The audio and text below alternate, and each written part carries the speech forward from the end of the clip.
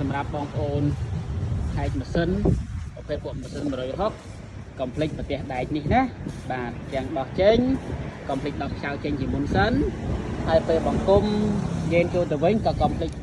បាទដាក់ប្រទេសដែកនេះចូលទៅវិញណាសម្រាប់ឡុកនៅ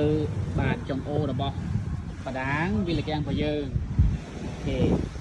ពួកខ្យល់ចូលចំណុចមួយនេះបាទវាសំខាន់ណាស់តើហ៊ានលបូតចេញមកប៉ះជាមួយដៃឬក៏ប៉ះមួយវាលកាំងបោពេញនឹងហើយណាបងប្អូនបាទតានេះយើងបានតម្លៃស្តង់ដាឡើងវិញយើងត្រូវដាក់កាវសម្រាប់ស្នែដើម្បីដាក់ចូលទៅឲ្យវាជាប់ណែបានយូរវែងវាលកាំងនេះយើងរឹតយកកម្លាំងរឹតវាណាយក12 Newton mét ណាតាមតម្លៃស្តង់ដារបស់វិស្វករគេកំណត់មកតាយើងដាក់ចូលទៅនេះ2បាទ12 Newton mét បាទកម្លាំងរមូលរឹតវាសម្រាប់វាណាអូខេតម្លៃស្តង់ដាកុំភ្លេចណាបងប្អូនខ្ចៅមួយនេះទៅដាក់ទឹកថ្នាំសម្រាប់